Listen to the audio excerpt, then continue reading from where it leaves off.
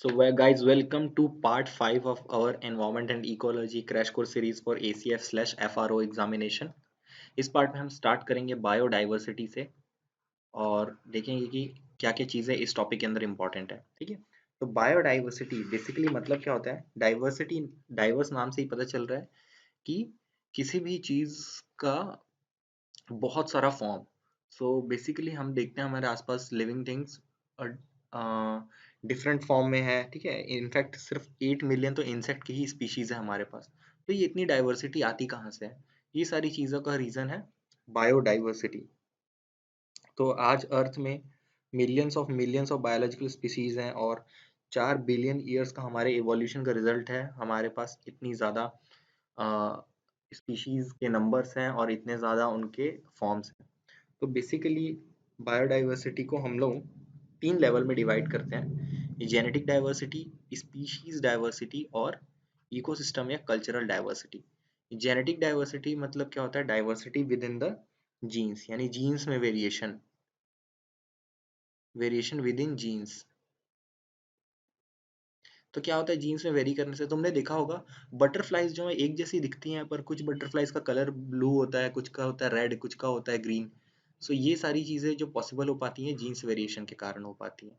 वैसे ही species diversity में क्या होता है कि स्पीशीज ही डिफरेंट हो जाती है। फॉर एग्जाम्पल, एक रैट एक डिफरेंट स्पीशीज है, कैट एक डिफरेंट स्पीशीज है और कॉकरोच एक डिफरेंट स्पीशीज स्पीशीज है। तो ये पॉसिबल हो पाता है स्पीशीज डाइवर्सिटी के कारण। और नेक्स्ट है इकोसिस्टम डाइवर्सिटी। जैसे कुछ एनिमल्स हैं, जैसे फिशेस हो गई। फिशेस वाटर में रहती हैं, ये इनका हैबिटेट है। और जबकि बर्ड्स जो होते हैं, बर्ड्स किस पे रहेंगे? ट्रीज में रहेंगे। ठीक है, ट्रीज और लैंड इकोसिस्टम, टेरेस्ट्रियल इकोसिस्टम है इनका।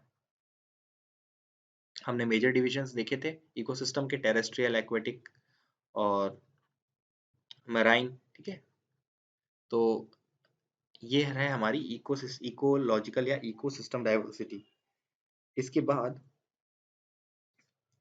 बायोडाइवर्सिटी के 3 लेवल ऑफ क्लासिफिकेशन के बाद हम ये देखते हैं कि हम मेजर कैसे करते हैं। जैसे तुमने सुना होगा ना, यहाँ पर बायोडाइवर्सिटी कम है या ज़्यादा है, तो उसका मेजरमेंट कैसे किया जाए? मेजरमेंट, ठीक है। मेजरमेंट करने के लिए हमारे पास 2 टूल हैं। एक तो होती है स्पीशीज रिचनेस और एक होती है स्पीशीज इवननेस। ठीक है, तो स्पीशीज रिचनेस के अंदर हम लोग पढ़ते हैं अल्फा डाइवर्सिटी,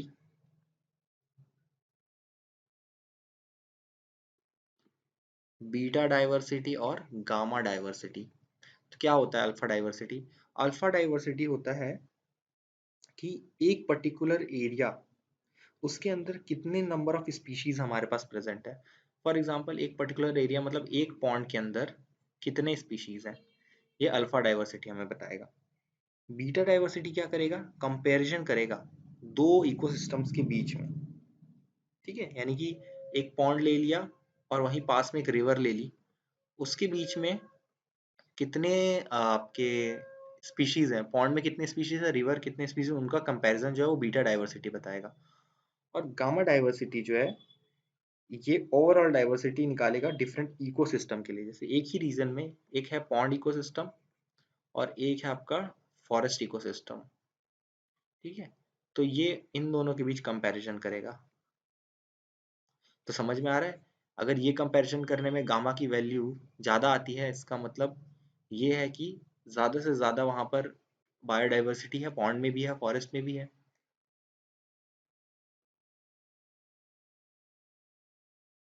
तो ये रहा स्पीशीज रिचनेस के बारे में। अब देखते हैं स्पीशीज इवननेस।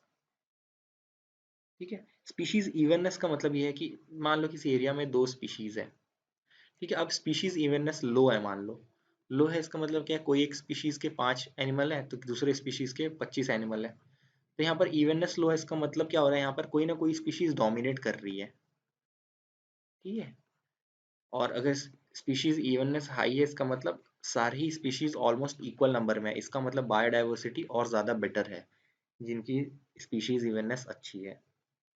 ठीक है, तो इतने सारे चैप्टर से जो हम पढ़ते आ रहे थे कि बायोडाइवर्सिटी का लॉस हो रहा है, तो बात करते हैं क्यों हो रहा है लॉस। जैसा कि मैंने बताया था कुछ मेजर कॉजेज हैं जिनसे हमेशा ही हमें नुकसान हो रहा होता है, जैसे कि मैन मेड कॉजेज, जैसे habitat destruction, shifting agriculture, hunting and poaching, wetlands को फिल करना, पॉल्यूशन, कोस्टल एरियाज का डिस्ट्रक्शन।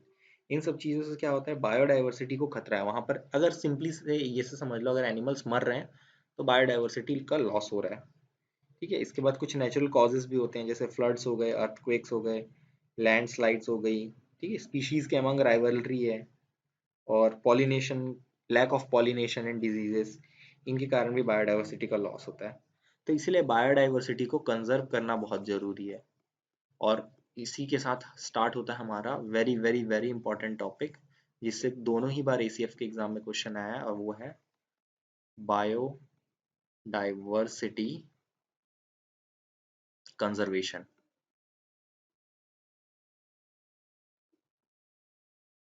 ठीक है, बायोडाइवर्सिटी कंजर्वेशन के भी दो टाइप्स हैं, पहला है इन सीटू और दूसरा है एक्स सीटू। ठीक है, अगर किसी स्पीशीज को उसके हैबिटेट से बाहर ले जा करके कंजर्व किया जा रहा है तो उसको बोलेंगे हम एक्स सीटू। ठीक है, तो एग्जाम्पल क्या हो जाएंगे एक्स सीटू कंजर्वेशन के, बोटेनिकल गार्डन,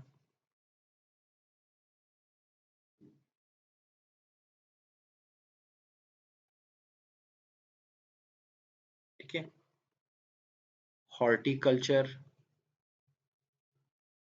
जर्म प्लाज्म और सीड बैंक, ये सारे के सारे एक्स सीटू कंजर्वेशन में आते हैं। इन सीटू मतलब उसके हैबिटेट में ही उसको कंजर्व कर रहे हैं, इसका मतलब हम डिस्टर्बिंग फैक्टर्स को हटा रहे हैं। एग्जाम्पल है national parks, wild life sanctuary, और बायोस्फीयर रिजर्व,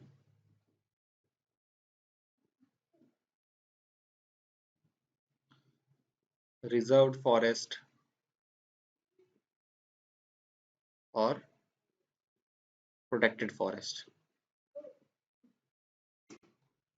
प्रोटेक्टेड फॉरेस्ट्स, ये सारे हैं इन सीटू के। ठीक है, इनमें से कुछ इंपॉर्टेंट, जैसे बोटेनिकल गार्डन देख लो। बोटेनिकल गार्डन क्या होता है, कोई एक स्पीशीज किसी एरिया में नहीं मिलती है तो उसको ला करके रख लिया गया है ताकि उसको उस वहाँ के प्लांट्स को स्टडी कर सके। ठीक है, तो टेक्सोनॉमिक स्टडी के भी काफी ज्यादा काम में आता है, और दूसरी बात कंजर्व भी होती है। फॉर एग्जाम्पल जैसे ऊटी में एक बोटेनिकल गार्डन है, तो वहाँ पर ऐसी स्पीशीज है जो नेचुरली इंडिया में ग्रो नहीं करती, तो उनको वहां से वहां लेकर के आया गया है।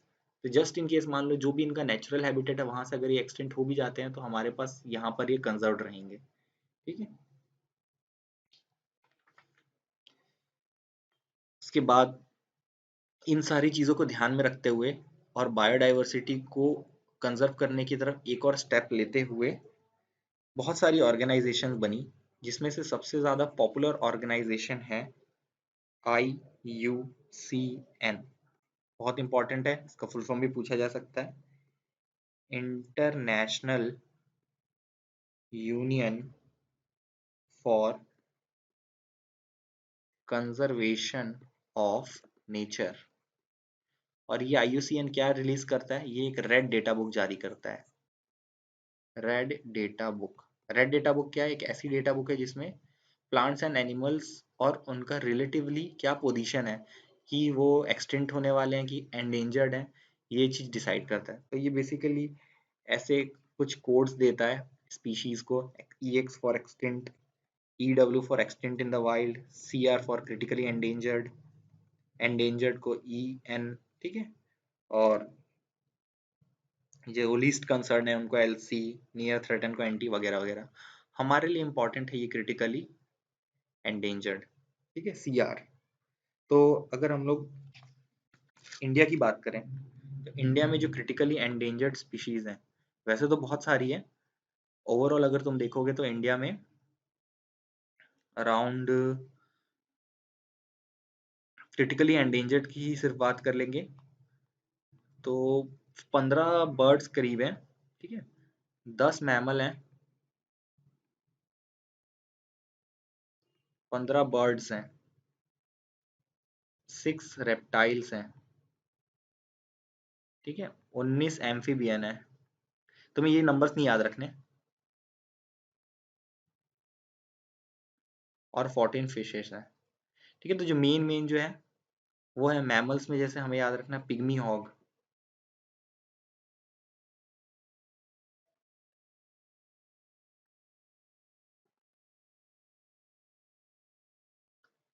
फ्लाइंग स्क्विरल,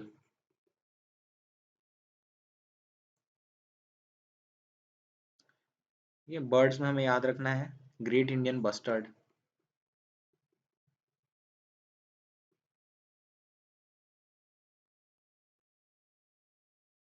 और साइबेरियन क्रेन।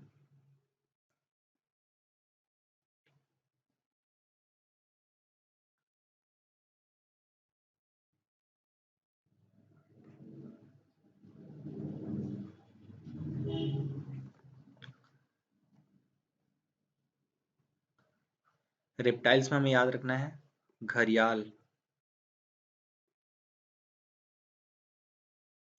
और leather back turtle.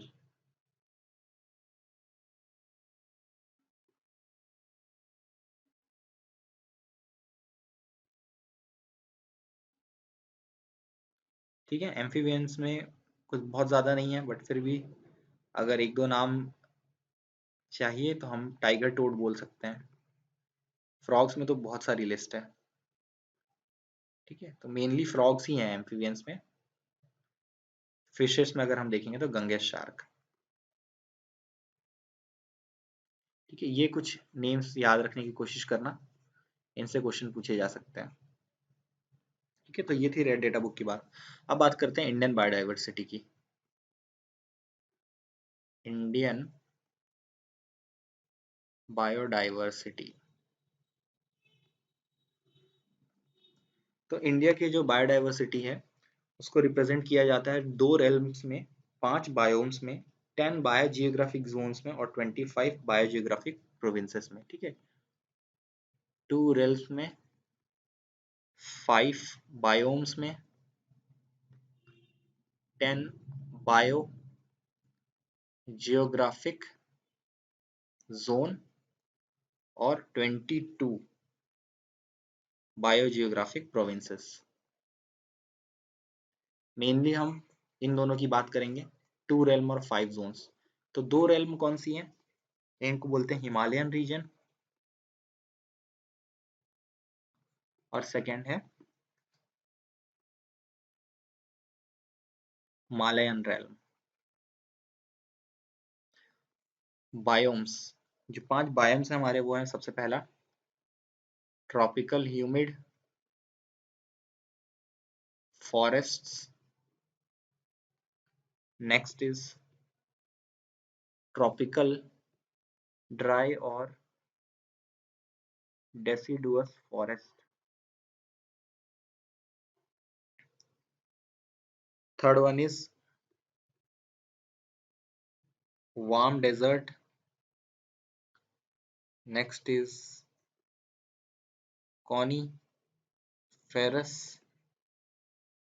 forest, and the last one is alpine meadows।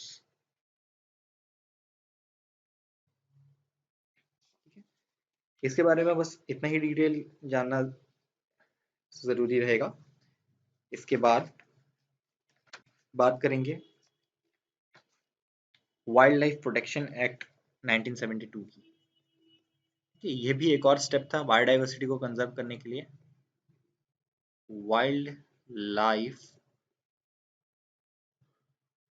Protection act 1972। Forest conservation efforts में भी ये टॉपिक हमारा आएगा, जब फॉरेस्ट्री का क्रैश कोर्स कर रहे होंगे तब ये वाइल्ड लाइफ प्रोटेक्शन एक्ट देखेंगे, ठीक है। वाइल्ड लाइफ प्रोटेक्शन एक्ट का बेसिक्स ये है कि कितने शेड्यूल्स में डिवाइडेड है ये। 6 शेड्यूल्स इसमें इंपॉर्टेंट है, ये क्वेश्चन पूछता है कितने शेड्यूल्स हैं, तो 6 शेड्यूल्स है। उसमें से इंपॉर्टेंट ये है कि फर्स्ट और सेकंड शेड्यूल्स में ऐसे एनिमल्स का नाम दिया हुआ है जो कि प्रोटेक्टेड है, ठीक है। इसका मतलब इनकी पोचिंग, स्मगलिंग या ट्रेड जो है वो कंप्लीटली बैन है, फर्स्ट से लेकर के four in fact, first second third fourth की कंप्लीट क्या बैन है? Hunting, poaching, smuggling, trade. ठीक है, और इनमें डिक्रीजिंग ऑर्डर में पेनल्टीज लगते जाती हैं। जो शेड्यूल 1 में है उनमें अगर ये काम करते पकड़े गए तो बहुत ज्यादा पेनल्टी, सेकंड वाले में थोड़ी कम, थर्ड में थोड़ी और कम, फोर्थ में थोड़ी और कम। फिफ्थ जो है, फिफ्थ में ऐसे एनिमल्स हैं जिनको वर्मिन बोला जाता है। ठीक है, इनको हंट किया जा सकता है। ये सब ना क्रो, माइस, फ्लाइंग फॉक्स, रैट, ये सारी चीजें आती हैं।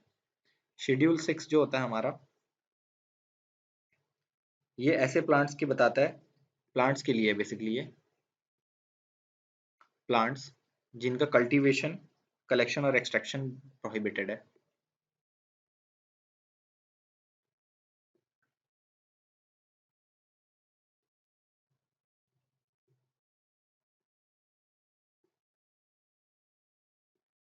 ठीक है, फॉर एग्जांपल जैसे पिक्चर प्लांट हो गया। ठीक है, ये सारे प्लांट्स को आप नहीं उगा सकते।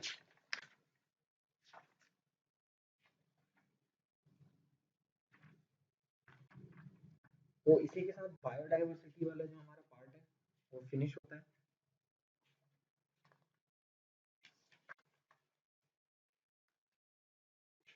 इसके बाद नेक्स्ट क्लास में हम लोग प्रोटेक्टेड एरिया नेटवर्क्स के बारे में पढ़ेंगे, जहाँ पर हम लोग देखेंगे कि जो नेशनल पार्क्स है, रिजर्व फॉरेस्ट हैं, वाइल्ड लाइफ सेंचुरीज हैं, क्या गाइडलाइंस हैं उनकी, क्या बाउंड्रीज हैं उनकी, और कैसे ये सारी चीजें काम करती हैं। So I hope you liked the lecture. See you guys in the next part. Have a nice day. If you like the video, please subscribe to the channel and share this video as much as you can.